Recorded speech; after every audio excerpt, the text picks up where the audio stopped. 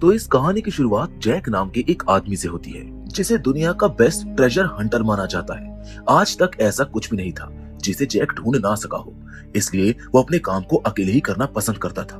दरअसल 6 साल पहले धरती पर ऐसी खतरनाक सोलर फ्लेयर आई जिससे धरती की सारी टेक्नोलॉजी ने काम करना ही बंद कर दिया। इस घटना के बाद सरकारें खत्म हो गई, दुनिया धीरे धीरे बदलने लगी, लोग भूख से मरने लगे, साथ ही में कई तरह की बीमारियां फैलने लगी, यहाँ तक कि फ्यूल भी खत्म हो चुका था। वो जिंदा रहने के लिए कुछ भी करने को तैयार थे और अब इस घटना के 6 साल बाद भी जैक एक ट्रेजर हंटर की तरह ही जी रहा था।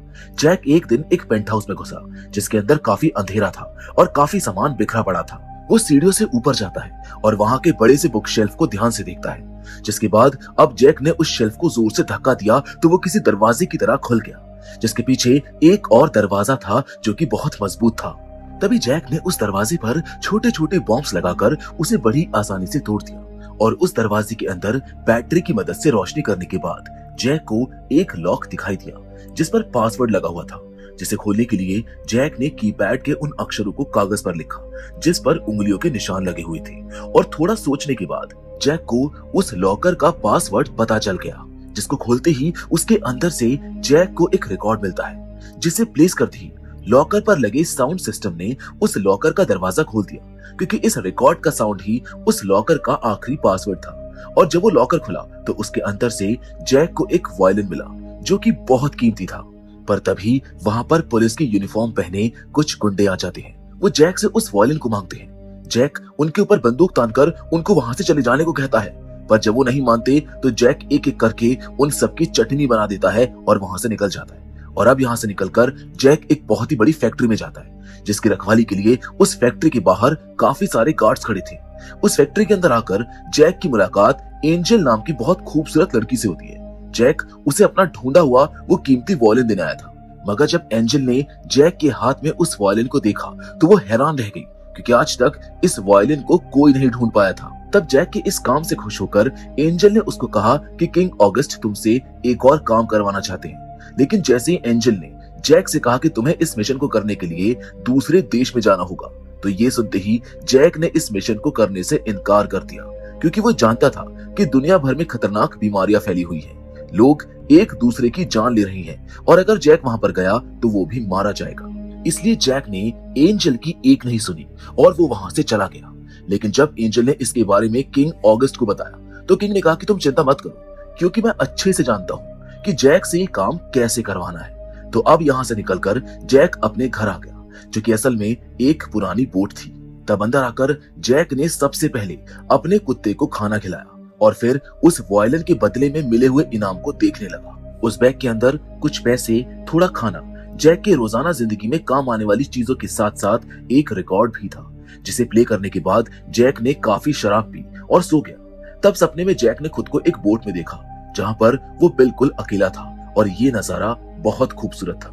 लेकिन तभी अचानक किसी के चिल्लाने की आवाज सुनकर जैक की आंख खुल गई और जैक जब बंदूक लेकर बाहर आया तो वहां पर वो देखता है कि एक गार्ड वहां पर लटका हुआ था। दरअसल जैक ने अपने घर के आसपास कई तरह के जाल बिछाए हुए थे ताकि कोई आसानी से अंदर ना आ सके, और वो गार्ड भी उन्हीं में से एक जाल का शिकार हो गया था। अब जैसे ही उस गार्ड ने जैक को बताया कि मैं यहाँ पर किंग ऑगस्ट के कहने पर आया हूँ और वो तुम्हारा इंतजार कर रही हैं, तो जैक उस आदमी को छुड़वाए बिना ही सीधे किंग ऑगस्ट के पास चला गया। जैक जब वहां पर पहुंचा तो किंग ने जैक से कहा कि पता है ये दुनिया क्यों खत्म हो गई, क्योंकि लोग खुद से ज्यादा टेक्नोलॉजी पर भरोसा करते थे और उस सोलर फ्लेयर के बाद जैसे ही टेक्नोलॉजी खत्म हुई तो लोगों को ये बहुत भारी पड़ा। पर तुम उन सब लोगों से बिल्कुल अलग हो, इसलिए मैं जानता हूँ कि तुम ही हो जो मेरा ये काम कर सकते हो। तुम पेरिस से मुझे मोनालिसा नाम की वो मशहूर पेंटिंग लाकर दोगे जो सोलर फ्लेयर के पहले दुनिया की सबसे कीमती पेंटिंग थी, जिस पर जैक ने कहा कि पेरिस तो उन पहले शहरों में से एक था जो सोलर फ्लेयर में सबसे पहले जलकर राख हो गए थे। मगर ये सब सुनने के बाद किंग ने उसको बताया कि जब ये सब हुआ था तो फ्रेंच गवर्नमेंट ने हर तरह के खजाने को एक सीक्रेट फैसिलिटी में डाल दिया था। मैं तुम्हें इस मिशन को करने के लिए खाना और तुम्हारी जरूरत की हर एक चीज दूंगा, और जब तुम इस मिशन को पूरा कर लोगे तो तुम्हें इनाम के तौर पर एक बोट दी जाएगी जिस पर तुम पूरी दुनिया घूम सकते हो। और बोट के लालच में आकर जैक इस मिशन के लिए हाँ कर देता है। तो अब वहां से आने के बाद जैक ने एंजल से कहा कि मैं इस मिशन से वापस आऊं या फिर ना आऊं, पर तुम मेरे कुत्ते का ख्याल रखना। और अपने कुत्ते की जिम्मेदारी एंजल को देने के बाद जैक सीधा इस मिशन पर जाने के लिए एयरपोर्ट पर चला गया, जहां किंग ने मैप के जरिए जैक को सारी जानकारी दी, जैसे कि उसे कहां कहां चुपचाप रहना है, कहां उसको दुश्मनों से सबसे ज्यादा खतरा है और कौन से रास्ते पर उसे सबसे पहले जाना होगा। और जब जैक वहां के सिटी सेंटर में जाएगा तो वहां पर उसे किंग का एक आदमी मिलेगा जो आगे का रास्ता बताने में उसकी मदद करेगा। पर जैक के मन में अब भी एक सवाल गूंज रहा था कि इस मिशन के बाद वो वहां से बाहर कैसे निकलेगा। तो इसका जवाब देते हुए किंग ने कहा कि अगर तुमने मोनालिसा को हासिल करके इस मिशन को पूरा कर लिया तो उसके 3 घंटे के अंदर ही मैं तुम्हें वहां से बाहर निकाल लूंगा। खैर अब रात के ठीक 10 बजे जैक उस प्लेन में बैठकर इस मिशन पर जाने के लिए रवाना हो जाता है, जिसे किंग का ही एक आदमी उड़ा रहा था। उस प्लेन की हालत काफी खराब होने की वजह से जैक पहले ही काफी डरा हुआ था, और ऊपर से पायलट ने जैक से कहा कि मुझको लगता है कि इस प्लेन में फ्यूल भी कम है, तो हो सकता है कि हमें प्लेन से कूदना पड़े, इसलिए तुम पैराशूट लेकर तैयार रहना। पर इसमें दिक्कत ये थी कि जैक ने आज से पहले पैराशूट का इस्तेमाल कभी नहीं किया था, पर फिलहाल ये सफर काफी लंबा था, इसलिए जैक ने थोड़ी देर झपकी लेना ही सही समझा, जहां आज वो अपने सपने में फिर से बोट पर घूम रहा था और इस बार उसके साथ एक लड़की भी मौजूद थी। पर उस लड़की का चेहरा देखने से पहले ही धमाके की आवाज से जैक की नींद खुल जाती है, क्योंकि पेरिस के वॉरलॉर्ड वॉलकॉप के आदमियों ने उनके प्लेन पर हमला कर दिया था। तब पायलट के कहने पर जैक पैराशूट लेकर प्लेन से कूदा और जमीन पर आ गया। प्लेन से उतरने के बाद जब जैक ने आगे बढ़ना शुरू किया तो वहां पर हर जगह आग लगी हुई थी और कुछ इंसानों को मारकर लटकाया भी हुआ था। पर जैक को कुछ भी समझ में आने से पहले ही वहां एक टैंक ने आकर जैक को अपने निशाने पर ले लिया, मगर ऐन वक्त पर कुछ बागी लोगों ने वहां पर आकर उस टैंक पर मिसाइल चला दी, जिससे जैक की जान बच गई। जिसके बाद उन्होंने टैंक के अंदर मौजूद सैनिकों को मारा और जैक को कुछ कहे बिना ही वहां से चले गए। वहीं इस शहर के अंदर वॉलकॉप के लोग उसके कहने पर आम नागरिकों पर जुल्म ढा रहे थे, क्योंकि वॉलकॉप बहुत ही बुरा आदमी था। वॉलकॉप ने इस वक्त अपने सामने एक लड़के को उसके साथ चेस खेलने के लिए बिठाया हुआ था, क्योंकि ये खेल वॉलकॉप को बहुत पसंद था। वो अपने रास्ते में आने वाले हर एक आदमी के साथ पहले चेस खेलता और उसके हार जाने पर उसे मौत के घाट उतार देता। मगर जैसे ही वॉलकॉप ने नोटिस किया कि उसके सामने बैठे लड़के को चेस खेलना नहीं आता, तो उसने बिना किसी देरी के उसको गोली मार दी। जिसके बाद वॉलकॉप के सबसे खास आदमी ग्रेनिश ने उसके पास आकर उसको बताया कि आज एक आदमी प्लेन से कूदकर हमारे शहर में दाखिल हुआ है, और ये सुनकर वॉलकॉप ने जल्दी से उस आदमी को ढूंढने का आदेश दे दिया। खैर उधर सुबह होने तक जैक इस शहर के ऐसे इलाके में पहुंच गया था जहां वॉलकॉप के अत्याचारों की वजह से वहां के लोगों की हालत बहुत खराब थी। जहां पर आगे हम देखते हैं कि जैक एक गाड़ी से पुराने कपड़े चुराता है, जिनको पहनकर वो वहां के लोगों में जाकर खड़ा हो जाता है, जहां पर वॉलकॉप के सैनिक आम लोगों को धमका रहे थे कि अगर किसी ने भी वॉलकॉप के आदेश का उल्लंघन किया तो उसको मार दिया जाएगा। और वॉलकॉप के इस खौफ को बरकरार रखने के लिए उन्होंने 2 बागियों को पकड़कर सबके सामने गोलियों से भून डाला। अब ये सब देखने के बाद जब जैक वहां से दूसरी ओर जा रहा था, तब वॉलकॉप के सैनिक जैक को घेर लेते हैं। वो उसको उसका बैग देने को कहते हैं, लेकिन जैक अपनी ताकत का जलवा दिखाते हुए उन सैनिकों को उनकी औकात दिखाता है और उनको मारने के बाद वो वहां से निकल जाता है। तभी एक और सैनिक वहां पर आकर जैक पर बंदूक तान देता है, पर उसके जैक पर गोली चलाने से पहले ही ड्रिया नाम की लड़की वहां पर आकर चाकू से उस सैनिक का गला काट देती है। जिसके बाद ड्रिया ने जैक को बताया कि मैं किंग ऑगस्ट के लिए काम करती हूँ और जब से तुम प्लेन से कूदे हो मैंने तब से तुम पर नजर रखी है, पर इससे पहले मैं तुम्हारे सामने इसलिए नहीं आई क्योंकि मैं देखना चाहती थी क्या तुम छोटे मोटे खतरों को संभाल सकते हो या फिर नहीं, क्योंकि इसके आगे खतरे का लेवल और भी बढ़ने वाला है। तो अब ये सब बताने के बाद ड्रिया जैक को अपने साथ शहर के अंदर ले जाने लगती है। वो दोनों वॉलकॉप के सैनिकों से बचने के लिए भीड़ का हिस्सा बनकर जा रहे थे, पर उन्हें नहीं पता था कि इसके बावजूद वॉलकॉप के कमांडर ने उन्हें देख लिया था। पर फिलहाल तो वो दोनों लोग भीड़ से होते हुए शहर के चर्च में पहुंच जाते हैं, जहां पहले से ही फादर सैमसन जैक का इंतजार कर रहे थे। सैमसन ने सबसे पहले जैक को खाना वगैरह पूछा, पर जैक ने कहा कि मेरे यहाँ आने के बाद मुझे एक टैंक ने लगभग मार ही दिया था और वॉलकॉप के सैनिकों ने भी मुझ पर हमला किया था, इसलिए मैं जल्दी से अपने इस मिशन को पूरा करके वापस जाना चाहता हूँ। तब जैक के कहने के बाद सैमसन ने उसको एक मैप दिखाया और अपने गराज में ले जाकर जैक को वो ट्रक भी दिखाया जिस पर वो काम कर रहा था। जिसके बाद सैमसन ने मैप के जरिए जैक को वो जगह दिखाई जो उसकी अगली मंजिल थी। सैमसन का कहना था कि उस जगह पर ऐसे लोग भी मौजूद हैं जो इंसानों का मांस खाते हैं और इस मैप के कोने पर एक सीक्रेट कोड भी लिखा हुआ था तो अब ये सब बताने के बाद सैमसन जैक के आगे के सफर के लिए ट्रक को तैयार करने में लग जाता है और ड्रिया जैक के जख्मों का इलाज करने लगती है, क्योंकि वो ड्रिया ही है जो जैक को उसकी मंजिल तक पहुंचने में उसकी मदद करने वाली है। लेकिन उनके यहाँ से निकलने से पहले ही कई सारे सैनिकों ने वहां पर आकर चर्च को घेर लिया था, क्योंकि उस कमांडर ने जैक और ड्रिया को यहाँ पर आते हुए देख लिया था। तब उन सैनिकों को देखकर जैक और ड्रिया ने जल्दी से सैमसन को उनके साथ यहाँ से निकलने को कहा, लेकिन सैमसन का कहना था कि मैं यहाँ पर रुककर सैनिकों का ध्यान भटकाऊंगा और जैसे ही मौका मिलेगा तुम दोनों यहाँ से निकल जाना। इतना कहकर सैमसन ने अकेले ही उस चर्च से बाहर आकर कमांडर से कहा कि मेरे अलावा यहाँ पर और कोई नहीं है। पर इसके बावजूद जब कमांडर ने कुछ सैनिकों को चर्च की तलाशी लेने भेजा तो सैमसन ने गन निकालकर कमांडर के हाथ में गोली मार दी, जिसके बदले में सैनिकों ने सैमसन पर गोलियां चलाकर उसको भून डाला। अब इसी दौरान अंदर गए सैनिक जैक को ट्रक में बैठा हुआ देखते हैं। वो उसके ऊपर हमला करने ही वाले होते हैं कि एक बार फिर से ड्रिया पीछे से आती है और उन सैनिकों पर हमला करके उनका खेल खत्म कर देती है। अब वैसे तो बाहर सैमसन पर चल रही गोलियों की वजह से ड्रिया की चलाई गई गोलियों की आवाज बाहर सुनाई नहीं दे रही थी, पर उन सैनिकों को मारने के बाद वो जैसी ट्रक में बैठती है तो जैक म्यूजिक सिस्टम पर अपना फेवरेट गाना लगा देता है, जिसकी आवाज सुनते ही कमांडर चर्च पर टैंक से हमला करवा देते हैं। पर जैक ने बड़ी चालाकी से ट्रक को बाहर निकाला। सैनिकों ने उस पर गोलियां भी चलाई, पर इसके बावजूद जैक बड़ी बहादुरी से ट्रक को टैंक के ऊपर से कुदाकर वहां से निकल गया। मगर उन सैनिकों ने अब भी उन दोनों का पीछा नहीं छोड़ा था। जैक अब ट्रक को यहाँ से सीधा एक चेक पोस्ट की ओर ले गया और वहां पर भी कुछ सैनिक तैनात थे, पर अब तक जैक को ये समझ आ चुका था कि उनका ट्रक बुलेट प्रूफ है, इसलिए उसने ट्रक को सीधा उस नाके के ऊपर से ही निकाल दिया। लेकिन तब तक काफी सारे सैनिक उनके पीछे पड़ चुके थे, इसलिए उनसे बचने के लिए ड्रिया के कहने पर जैक ने गाड़ी टनल में घुसा दी। पर जब वो टनल से बाहर निकले तो उनके सामने एक टैंक खड़ा हुआ था, जिसने धमाके से उनके ट्रक को उड़ाने की कोशिश भी की, पर जैक ने बड़ी चालाकी से ट्रक को बचा लिया और अब कई सारे सैनिक उनका पीछा करने लग गए थे, जिनमें से कुछ बाइकर्स को तो ड्रिया ने ग्रेनेड की मदद से गिरा दिया, पर एक गाड़ी अब भी उनका पीछा कर रही थी। लेकिन जैसे ही टैंक ने फिर से जैक के ट्रक को उड़ाने की कोशिश की तो जैक ने तुरंत अपनी गाड़ी घुमा ली और उसकी जगह उसका पीछा करने वाली गाड़ी इस धमाके का शिकार बन गई, जिसके बाद जैक और ड्रिया वहां से अपनी मंजिल की ओर निकल पड़े।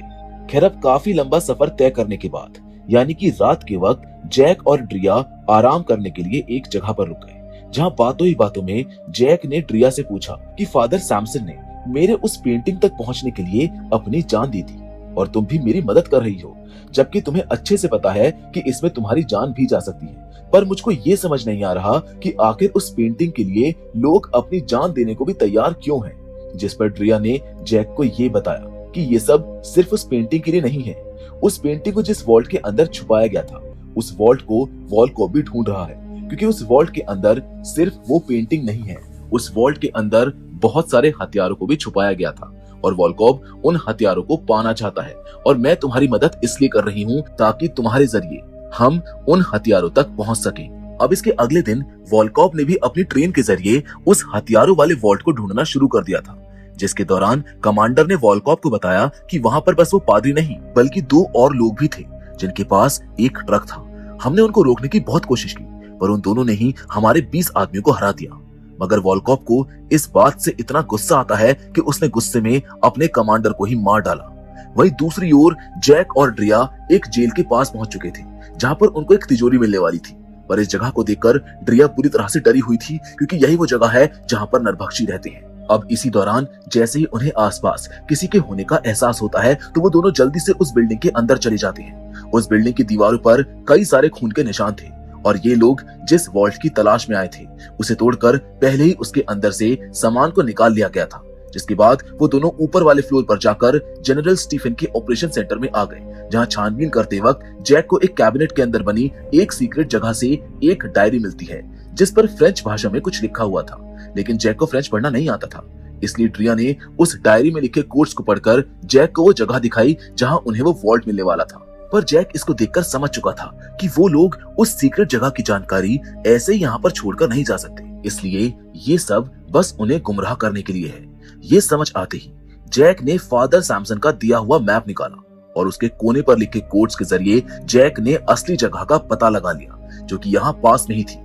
तब तक बहुत सारे नरभक्षी भी उस बिल्डिंग में घुस आए थे, इसलिए वो दोनों जल्दी से खिड़की से कूदकर बाहर निकल गए। पर बाहर आने से पहले जैक ने उस दरवाजे के पास एक ग्रेनेड प्लान किया था और उस दरवाजे के खुलते ही वो ग्रेनेड नीचे गिरा और इस धमाके में वो नरभक्षी मारे गए। और वहां से निकलते वक्त ड्रिया ने अपने बागी साथियों को भी उस जगह पर आने के लिए कह दिया था जहां पर उन्हें मोनालिसा मिलने वाली है।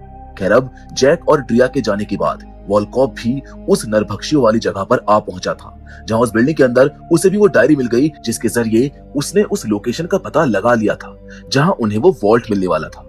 पर इसी बीच उन्हें यूवी लाइट के जरिए मैप पर लगे हुए ड्रिया और जैक के उंगलियों के निशानों से ये पता चल जाता है कि असल में वो किस तरफ गए हैं। इसलिए वॉलकॉप अपने आदमियों के साथ जैक और ड्रिया का पीछा करने लगता है। वहीं जैक और ड्रिया अब तक उस वॉल्ट वाली लोकेशन पर पहुंच चुके थे जहां ड्रिया ने ताले को काटकर गेट को खोला और वो दोनों अंदर आ गए। उस बिल्डिंग के अंदर अब भी बिजली से चलने वाली हर एक चीज काम कर रही थी, जिसको देखकर वो दोनों हैरान थे। लेकिन थोड़ी देर के बाद वहां पर लगी मशीनों को चेक करने के बाद जैक को समझ आया कि ये मशीनें सोलर सिस्टम की वजह से अभी तक चल रही हैं। तब इसी दौरान ड्रिया के हाथ में उस जगह का ब्लूप्रिंट लग गया, जिससे उसको समझ आ गया कि उस वॉल्ट को अभी तक खोला नहीं गया है। पर इस वॉल्ट को बाहर से खोला नहीं जा सकता था, इसलिए जैक ने फैसला किया कि वो वेंटिलेशन सिस्टम से होता हुआ उस वॉल्ट के अंदर जाकर उसको खोलेगा। पर वेंटिलेशन सिस्टम के अंदर एक बहुत ही बड़ा पंखा लगा हुआ था, इसलिए ड्रिया उससे कहती है कि तुम आराम से जाओ और तब तक मैं इस पंखे को बंद कर दूंगी। तो अब ये सारी प्लानिंग करने के बाद जब जैक ऊपर वाले फ्लोर पर गया तो उसे वहां पर एक रस्सी मिल गई, जिसे वहां लोहे की एक मशीन से बांधने के बाद जैक ने अपने बैग को फाड़कर सेफ्टी बेल्ट की तरह पहना और उसे रस्सी को बांधकर वो धीरे धीरे वेंटिलेशन चैम्बर में उतरते हुए उस बड़े पंखे के पास जाकर ड्रिया के उस पंखे को बंद करने का इंतजार करने लगा। और थोड़ी देर के बाद ही घिसने की वजह से जैक की रस्सी ने टूटना शुरू कर दिया। लेकिन तब तक ड्रिया ने सोलर पैनल्स के पास जाकर रॉकेट लॉन्चर के जरिए उन पैनल्स को बर्बाद कर दिया, जिससे फाइनली वो पंखा बंद हो गया और नीचे गिरने के बावजूद जैक की जान बच गई। पर इससे आगे अब जैक को पानी के अंदर से जाना था, इसलिए उसने लंबी सांस भरी और पानी में तैरता हुआ आगे बढ़ने लगा। मगर यहाँ से बाहर निकलने के दरवाजे पर ताला लगा हुआ था और जैक बुरी तरह से पानी में फंस चुका था। पर फिर भी जैक ने हिम्मत नहीं हारी और काफी कोशिश करने के बाद फाइनली उस दरवाजे को तोड़कर वो वॉल्ट के अंदर आ गया। लेकिन वहां जो जैक ने देखा उसने जैक को पूरी तरह से हैरान कर दिया था। असल में जैक को जिस मोनालिसा को लेने के लिए भेजा गया था वो कोई पेंटिंग नहीं थी, बल्कि एक न्यूक्लियर बॉम्ब था जिस पर मोनालिसा की पेंटिंग बनी हुई है। खैर अब इन सब के बाद जैक ने अंदर से वॉल्ट का दरवाजा खोला और ड्रिया को अंदर बुलाकर इन सब के बारे में बताने लगा। मगर ड्रिया ने कहा कि मैं इसके बारे में पहले से ही जानती थी और मैंने तुम्हें इसके बारे में इसलिए नहीं बताया क्योंकि सच्चाई जानने के बाद तुम हमारी मदद कभी नहीं करते। अमेरिका ने जापान पर फेंकने के लिए 2 न्यूक्लियर बॉम्ब्स बनाए थे, लेकिन उसके साथ ही उन्होंने इस बॉम्ब को भी बनाया था और इसकी इस चाबी के अलावा ये बॉम्ब काम नहीं कर सकता। इसके साथ ही ड्रिया ने जैक को बताया कि किंग ऑगस्ट इस बॉम्ब का इस्तेमाल नहीं करना चाहता, बल्कि वो इसे वॉलकॉप से छुपा कर रखना चाहता है, क्योंकि अगर ये बॉम्ब वॉलकॉप के हाथ लग गया तो वो इसका इस्तेमाल जरूर करेगा। लेकिन जैक कहता है कि किंग ऑगस्ट और वॉलकॉप दोनों ही एक जैसे हैं और मुझे दोनों में से किसी पर भरोसा नहीं है। तब ड्रिया ने वॉलकॉप के खिलाफ चल रही उनकी जंग में जैक को उनका साथ देने को कहा, पर जैक का कहना था कि हम कितनी भी कोशिश क्यों ना कर ले, पर अंत में जीत वॉलकॉप की ही होगी। और इतना कहकर जैक अपने ट्रक में बैठ गया और वहां से चला गया। तब तक वहां पर ड्रिया के बागी साथी भी पहुंच चुके थे, जिन्हें ड्रिया ने आगे का प्लान बताया कि कैसे वो लोग इस बॉम्ब को किंग ऑगस्ट तक पहुंचाएंगे। पर इसी दौरान वॉलकॉप भी अपनी ट्रेन लेकर वहां पर पहुंच चुका था, जिसके सैनिकों ने आते ही बागियों पर गोलियां चलाना शुरू कर दिया और सारे सैनिकों को मारने के बाद वॉलकॉप उस बॉम्ब को लेकर वहां से निकल गया। वहीं एक सुनसान जगह पर अपने ट्रक में बैठे जैक को एहसास हुआ कि उसने ड्रिया के साथ गलत किया है और उसे भागने के बजाय ड्रिया की मदद करनी चाहिए थी। पर जब तक जैक वापस आया तब तक वॉलकॉप वहां पर कत्लेआम मचाकर वहां से जा चुका था। लेकिन ड्रिया इस हादसे में किसी तरह बचने में कामयाब हो गई थी। वो जैक से कहती है कि तुम बिल्कुल सही कह रहे थे कि अंत में जीत वॉलकॉप की ही होगी, मगर जैक ने कहा कि मैंने जो भी कहा था उसको भूल जाओ और फिलहाल हमें किसी भी कीमत पर उस बॉम्ब को वॉलकॉप से वापस लाना होगा। जैक ने ड्रिया से कहा कि वॉलकॉप की ट्रेन शहर वापस जाने से पहले पुल के ऊपर से जरूर गुजरेगी, पर उससे पहले ही तुम्हें उस पुल को उड़ाना होगा और बाकी सब मैं संभाल लूंगा। इतना कहकर जैक उस वॉल्ट के अंदर आया और कुछ बॉम्ब्स को लेकर उसने हथियारों से भरी उस पूरी जगह को उड़ा दिया, जिसके बाद वो दोनों वॉलकॉप की ट्रेन का पीछा करने लगे। खैर अब रात के वक्त काफी अंधेरा होने की वजह से ड्राइवर वॉलकॉप की ट्रेन को काफी धीरे चला रहा था, पर ये बात वॉलकॉप को बिल्कुल भी पसंद नहीं आती है, इसलिए उसने अपने ड्राइवर को ही मार दिया और ट्रेन पूरी रफ्तार से आगे बढ़ने लगी। पर तब तक जैक और ड्रिया भी उन तक पहुंच चुके थे, जहां जैक खुद एक पुल के ऊपर खड़ा होकर ट्रेन के आने का इंतजार करने लगा था और उसने ड्रिया को आगे के पुल को उड़ाने के लिए भेज दिया। तब जैसे ही ट्रेन जैक के पास आई तो जैक उस ट्रेन के ऊपर कूदा और उसने चुपके से ट्रेन के एक डिब्बे में बॉम्ब फेंक कर काफी सारे सैनिकों को मार दिया। और जो सैनिक इस धमाके से बच निकले, जैक उन्हें बुरी तरह से पीटता हुआ आगे बढ़ता जा रहा था। पर काफी सारे सैनिकों को मारने के बाद जैक का सामना ग्रेनिश से हो गया, जो जैक को इस लड़ाई में एक पूरी टक्कर दे रहा था। मगर उनकी इस लड़ाई के दौरान जैसे ही वॉलकॉप ने वहां पर आकर जैक पर गोलियां चलाई तो जैक ने ग्रेनिश को आगे कर मरवा दिया और खुद वॉलकॉप पर टूट पड़ा। और काफी बुरी तरह से वॉलकॉप की पिटाई करने के बाद जैक ने उसके दोनों हाथों को टेबल पर रखकर एक औजार को उसके हाथों के आर पार कर दिया, जिसकी वजह से वॉलकॉप अपने हाथों को हिला भी नहीं पा रहा था। तब इसी दौरान जैसे ड्रिया ने पुल को उड़ाया तो जैक भी वॉलकॉप से उस बॉम्ब की चाबी छीनकर ट्रेन से नीचे कूद गया। जिसके बाद वॉलकॉप ने अपने हाथों को आजाद करके ट्रेन को रोकने की बहुत कोशिश की, पर अब बहुत देर हो चुकी थी। अगले ही पल वो ट्रेन पुल के अंदर जा गिरी, जिससे हुए धमाके में वॉलकॉप मारा गया। लेकिन इस धमाके को देखकर ड्रिया ने रोना शुरू कर दिया था, क्योंकि उसको लग रहा था कि इस धमाके में जैक भी मारा गया होगा। पर जैसे ही उसने जैक को अपने पीछे खड़ा देखा तो उसने खुशी के मारे जैक को गले लगा लिया। खैर अब इन सब के बाद जैक ने किंग ऑगस्ट के पास वापस आकर उसे उस मोनालिसा बॉम्ब की चाबी देते हुए कहा कि वो बॉम्ब इस वक्त पेरिस की एक खाई में पड़ा है, पर तुम्हें चिंता करने की कोई जरूरत नहीं है, क्योंकि इस चाबी के बिना कोई भी उस बॉम्ब का इस्तेमाल नहीं कर सकता। तब ये सुनकर किंग ने जैक को उस बॉम्ब को वापस लाने को कहा, पर जैक अब ऐसा कोई भी मिशन नहीं करना चाहता था। इसलिए जैक ने किंग को इसके लिए मना करते हुए अपनी बोट की चाबी ली और वहां से निकल गया। तो अब यहाँ से निकलकर जैक सीधा अपनी बोट पर चला गया, जहाँ पर ड्रिया भी उसके साथ थी। वो दोनों अब एक दूसरे को चाहने लग गए थे और उन्होंने अब इस मारकाट से दूर रहकर इस बोट पर दुनिया घूमने का फैसला कर लिया था। और इसी हैप्पी एंडिंग के साथ ये कहानी यहीं पर खत्म हो जाती है। तो दोस्तों, मैं उम्मीद करता हूँ कि आफ्टर बर्न की ये कहानी आपको जरूर पसंद आई होगी। बाकी फिलहाल आज के इस वीडियो में बस इतना ही, लेकिन हमेशा की तरह हम आपसे जरूर मिलेंगे, और वो भी एक और नई इंटरेस्टिंग कहानी के साथ। पर तब तक के लिए धन्यवाद।